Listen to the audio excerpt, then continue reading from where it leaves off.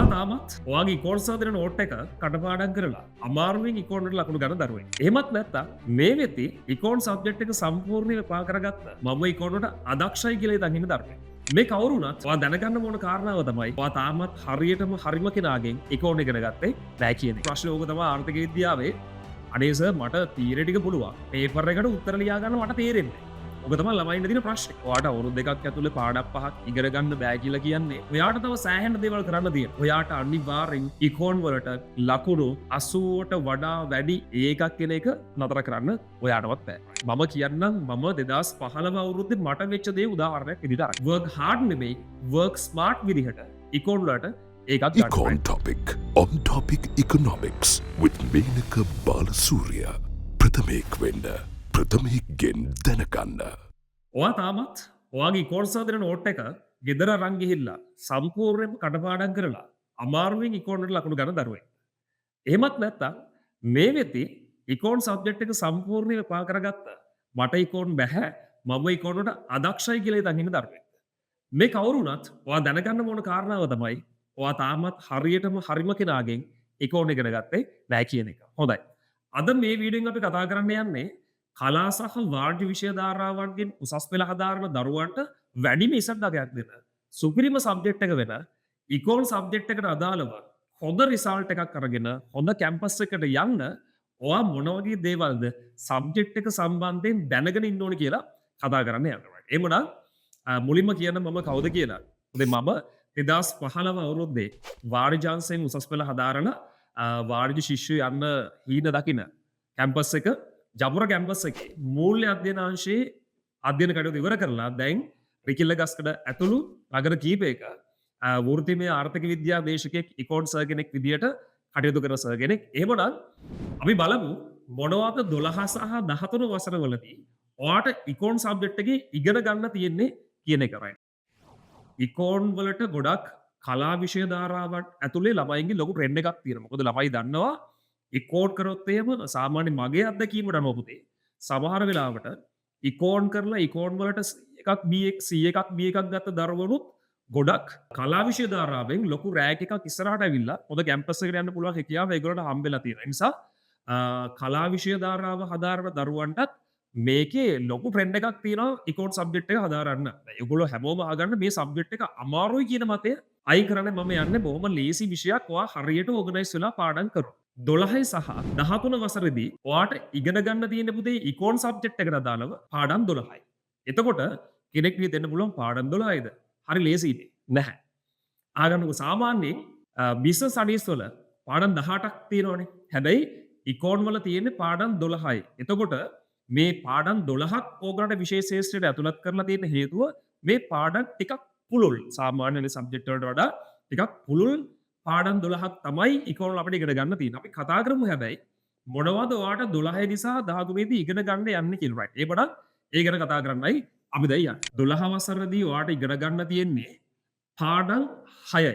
වෙන පළවෙනි පාඩම, දෙවෙනි පාඩම, තුන්වෙනි පාඩම, හතරවෙනි පාඩම, පස්වෙනි පාඩම සහ හයවෙනි පාඩම. මේ වගේ 12 වසරට අදාළව පාඩම් 6ක් තියෙනවා. ඊළඟට 13 වසරේදී ඔයාට තියෙනවා ඒත් පාඩම් 6ක්. පළවෙනි පාඩම, දෙවෙනි පාඩම, තුන්වෙනි පාඩම, හතරවෙනි පාඩම, පස්වෙනි පාඩම, හයවෙනි පාඩම. මේ විදිහට පාඩම් 6ක් ඔයාට 12 සහ 13 වසරේදී ඉගෙන ගන්න තියෙනවා. හොඳයි. ඊළඟට අපි බලමු පේපර් ස්ට්‍රක්චර් එකේ මොනවද තියෙන්නේ කියලා. කියන්නේ ඕගොල්ලෝගේ පේපර් එක හදන විදිහ බලමු උසස් පෙළට. පේපර් එකේ තියෙනවා රචනා පේපර් එක සහ MCQ පේපර්. MCQ කියලා කියන්නේ ඕගොල්ලන්ට හිස්තැන් පුරවන්න අනපන්න මුකුත් නැහැ. මේකේ තියෙන්නේ MCQ කියන්නේ බහු වර්ණ ප්‍රශ්න. කියන්නේ උත්තර කීපයක් දීපු ප්‍රශ්න ඉරි ගහන්න තමයි ඕගොල්ලන්ට තියෙන්නේ. right. එතකොට ප්‍රශ්න 50යි ඒ පේපර් එකට. මෙන්න එන ඔයාට පළවෙනි පේපර් එක A level exam එකේ හම්බෙන MCQ පේපර් එක. MCQ පේපර් එකේ ඔයාට තියෙන්නේ MCQ 50ක් ඒ වන සමස්ත ලකුණු වලින් 50ක් මෙතන තියෙනවා. ඊළඟට තියෙනවාට essay type එක. ඒ කියන්නේ ඔයාට රචනා පේපර් එකක් තියෙනවා. රචනා පේපර් එකේ ඔයාට ලකුණු 50ක් හම්බෙනවා. ඔයාට කරන්න තියෙන්නේ ප්‍රශ්න 5යි. හරිද? ඒ කියන්නේ ප්‍රශ්න 5කට තමයි උත්තර ලියන්න තියෙන්නේ.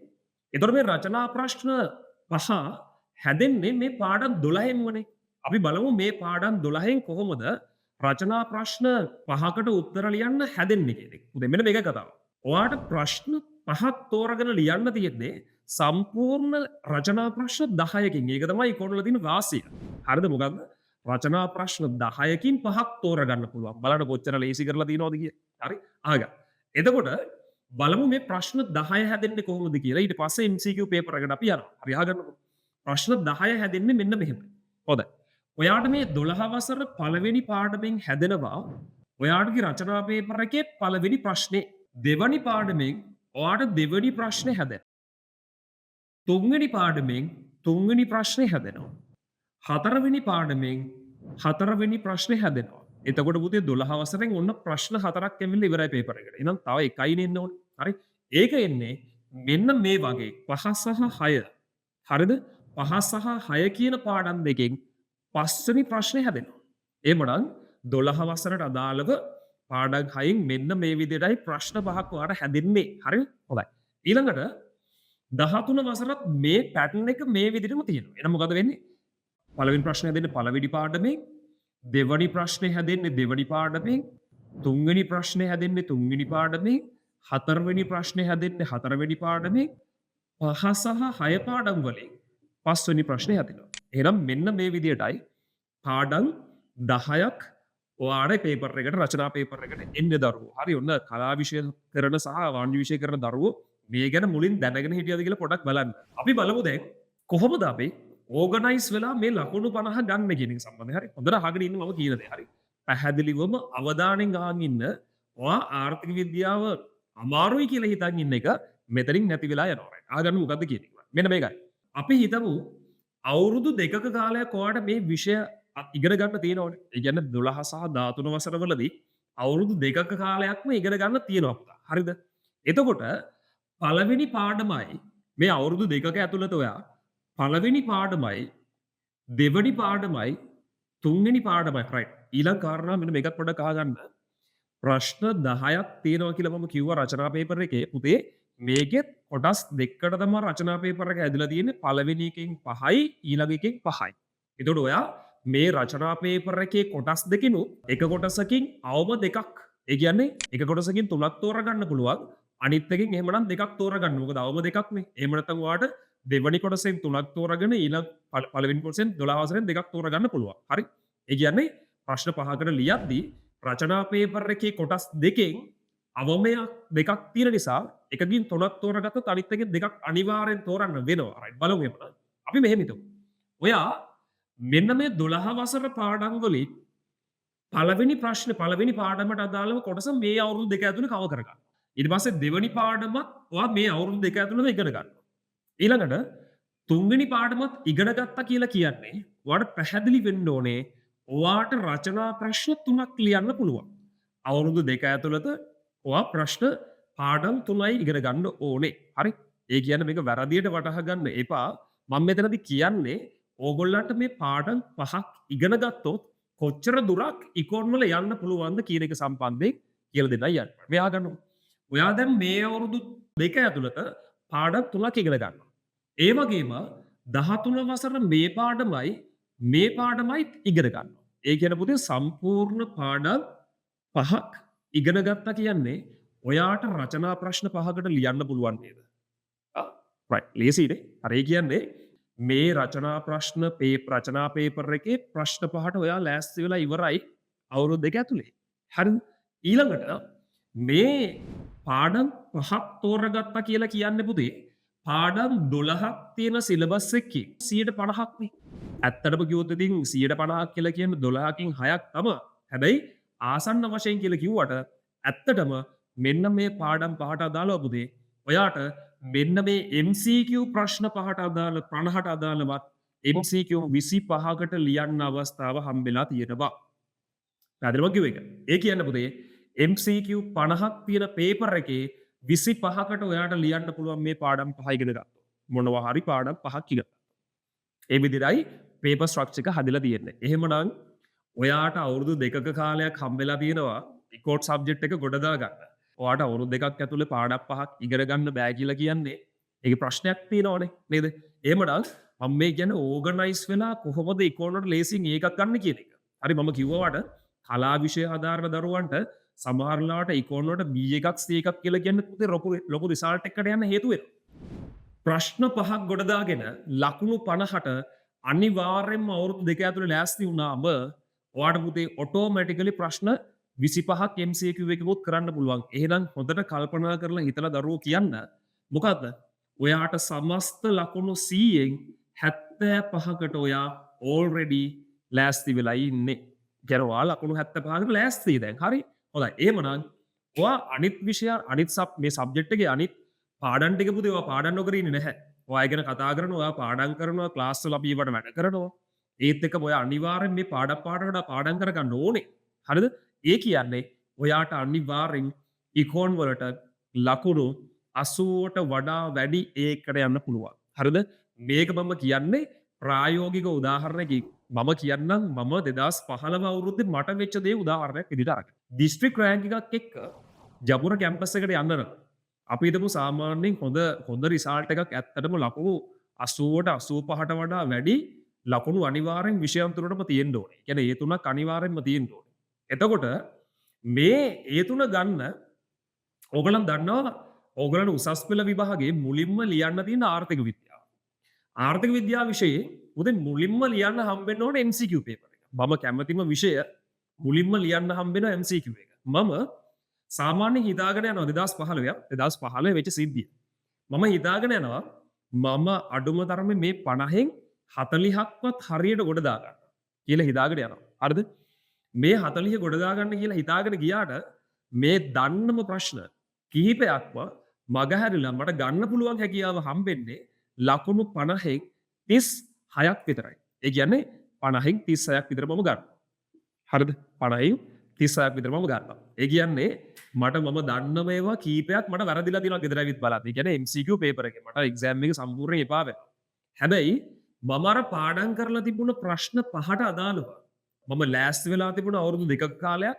හරිද? එතකොට එක්සෑම් එකේ ඔය ලකුණු 50න් 50ම හෝ 40 ගානකට ආසන්න ප්‍රමාණයක් මට හම්බෙලා තියෙන නිසා තමයි මට හොඳ රිසල්ට් එකක් ඉකෝන් වලට ඇවිල්ලා ජපුර කැම්පස් එකට යන්න දිස්ත්‍රික් රෑන්ක් එකකුත් එක්ක අවස්ථාව හම්බෙන්නේ. ඒ නිසා මම මේ කියව කතාව බොරුවක් නෙමෙයි කියනවනේ මගෙන්ම ඔප්පු කරගන්න පුළුවන් හැකියාව ඔයගලට හම්බෙනවා.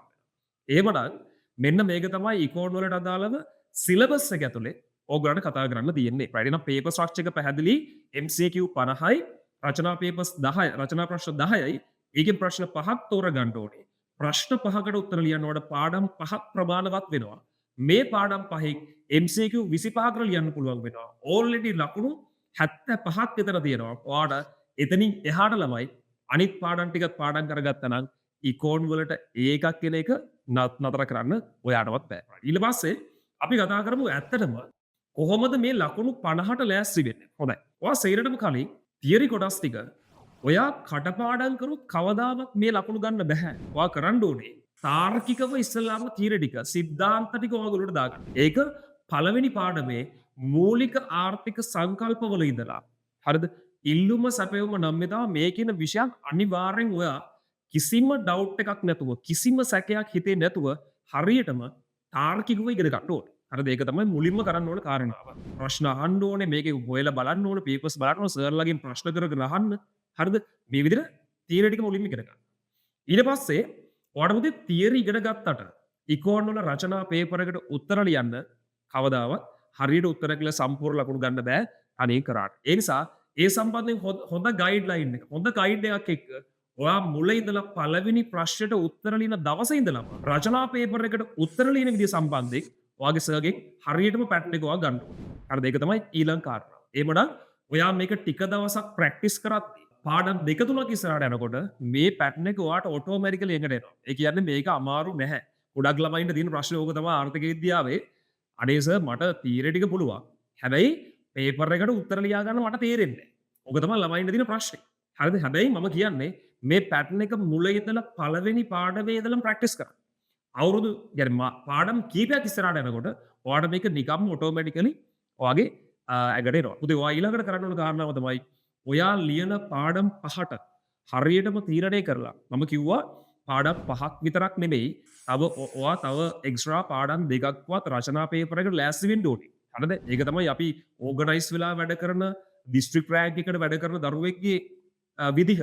එමනම් ඔන්න තව පාඩම් 2ක් ඔයා එක්ස්ට්‍රා පාඩම් කරලා ඒකට ලෑස්ති වෙන්න. ඔයා ඊළඟට කරන්න ඕන දේ තමයි ඔයා මේ පාඩම් 5ට 6ට අදාළව එක්සෑම් එකේ මේ දක්වා ඇවිල්ලා තියෙන පාස් පේපර්ස් ටික හරියටම උත්තර ලියන්න පටන් ගන්න එක. ඔයා ඒ විදිහට උත්තර ලියුවොත් අනිවාර්යෙන්ම ඔයාට මේ ලකුණු ගන්න එක කාටවත් නතර කරන්න බෑ. ඊළඟට ඔයා කරන්න ඕන මේ පාඩම් වලින් එන මොඩල් පේපර්ස් කතා කරන එක. ඒ කියන්නේ ඔයාට පාස් පේපර්ස් වල ඇවිත් නැති මොඩල් මොන වගේ දේවල් එන්න පුළුවන්ද කියලා අධ්‍යයනය කරලා ඔයාගේ සර්ගෙන් අහගෙන ඔයා ඒ සම්බන්ධනු හරියටම උත්තර ලියලා පුරුදු වුණා නම් පුතේ ඔයාට මෙතනින් එහාට මේ සිලබස් එකෙන් එහාට කවදාවත් එක ප්‍රශ්නයක්වත් අහලා නැහැ එක්සෑම් එකේ. ඒ නිසා ඔන්න ඔය ටික ඔයා රචනා පේපර් එකට ලියන්න පුරුදු වෙන්න ඕනේ. අනිත් කාරණාව MCQ පේපර් එකට අදාළව ප්‍රශ්න ලියද්දී පුතේ ඒකෙත් තියෙන පැටර්න් එකක් ගොඩක් අවස්ථාවල වැඩිපුර ප්‍රශ්නාන පාඩම් තියෙනවා. හරිද? උදාහරණයක් ඉල්ලුම සපයමු නම්‍යතාවය වගේ පාඩම් වලින් වැඩිපුර MCQ ප්‍රමාණයක් අහනවා. ඒ වගේ ප්‍රශ්න අහන පාඩම් වලට අදාළව ප්‍රශ්න ලියලා හොඳ ප්‍රැක්ටිස් එකක් ඔයා ගන්න ඕනේ. ඒ වඩා මේ විදිහට තමයි අපි ඉකෝන් සබ්ජෙක්ට් එකට අදාළව විෂය කොටස් හරියට ආවරණය කරගෙන හරිත් වර්ක් හාඩ් නෙමෙයි වර්ක් ස්මාර්ට් විදිහට ඉකෝන් වලට ඒකක් ගන්න. රයිට්. මේ වගේ ආර්ථික විද්‍යාව සම්බන්ධයෙන් ඉස්සරහදී අපි වීඩියෝ කීපයකින් සමස්ත විෂයට අදාළව අමාරු විෂය කොටස් කීපයක් ඉදිරිපත් කරන්න ලෑස්ති.